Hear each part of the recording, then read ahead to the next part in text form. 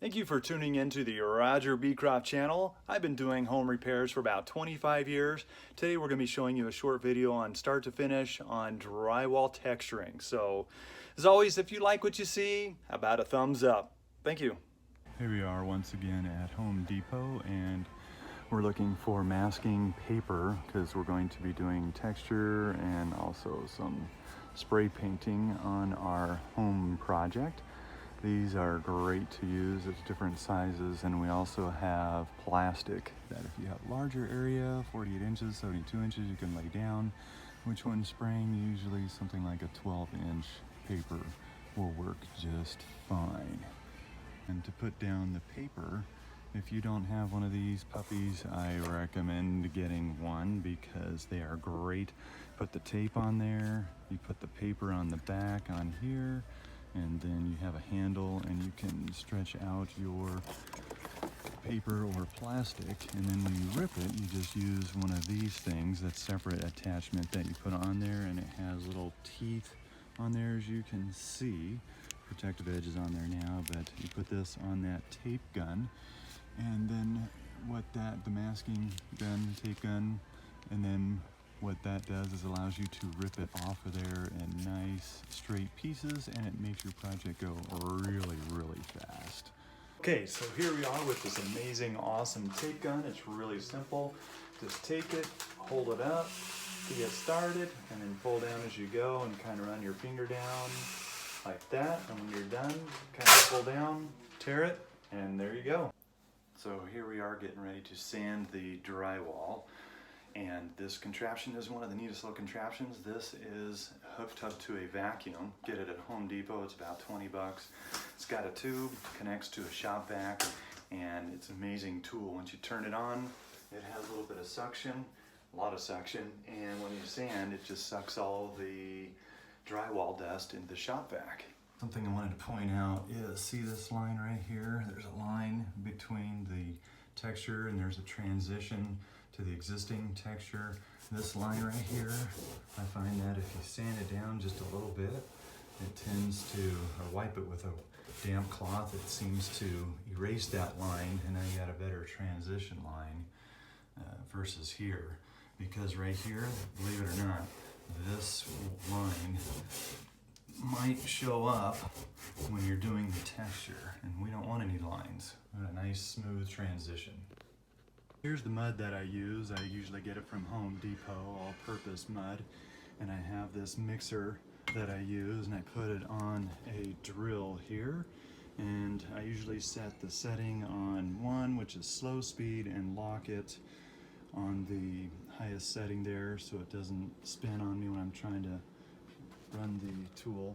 And when I put it in here, I got it clean as you can tell, but you just mix it on the slow speed and just add water as needed, and the consistency that you want is to have it, make it so you can pour it. If you have to shake it when you pour it, then that means that it's too thick, and if it just runs out pretty easy, that means it's too thin. So it's got to be kind of right in that middle where it pours, but it's a little bit slow, so it's somewhat thick, and that'll give you a really good texture finish for what you're shooting for. Now if you want something a little thinner on the texture, you're going to want to have it be thinner. If you want it thicker, like I showed you earlier, or will show you, the sharper edges and taller texture, then you're going to want it thicker. Made simple, you got your compressor line, goes in here, see if I can get it, and then put the mud in here, and then there's some different attachments and settings, go over that later, and then basically just hold it and then spray it like that. It's pretty simple. There's really never any good place to set this thing and fill it up. So what I recommend doing is just getting a clamp of some sort, any kind of clamp that'll work, maybe a C-clamp will work or anything. And that way you just can take the handle, because these come with a handle, and you just set it right here on that, set right in there, and then you can just pour the drywall mud into there, and you don't have to worry about it falling over or anything. And the line doesn't get kinked up. My line's kind of kinked up because I didn't do this last time, so works out great. Well, now it's time to flatten the drywall that we have sprayed on, the texture. Got this trowel, it's about 2 feet wide, and you just take it and just kind of go over it real lightly like this, and works out really well. Got a little rag here to use to wipe off occasionally to keep that blade nice and clean. Otherwise, you're going to make lines, and you don't want lines when you're doing drywall. The edges right here are just a little bit on the sharp side compared to the other texture, and that means that the mud mix was a little bit too thick, and it turned out pretty good. I used the large tip, which I probably should have used the medium, put a little bit heavier of a texture on, weighted a little bit more, and then flattened it, and that would have given me a little bit more bumps instead of leaving some of these more vacant locations. But you can see from the earlier stuff that I did how it blends in really good. It shouldn't be any kind of paint line. There's a section that I took the trowel on earlier when I did this project, and I didn't wait long enough for the mud to dry. And as you can see, once I ran this over it, it flattened it up a little bit too much.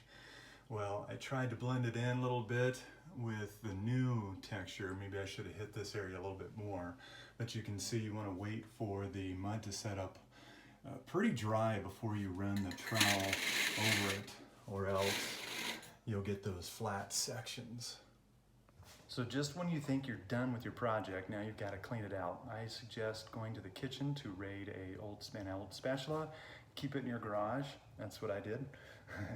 And then what you do is you just take it, stick it inside the container here, scoop out the rest of your mud, and then you can use your mud and get it fairly clean before you waste the rest of it. That's a pretty good little tip. Works out really good.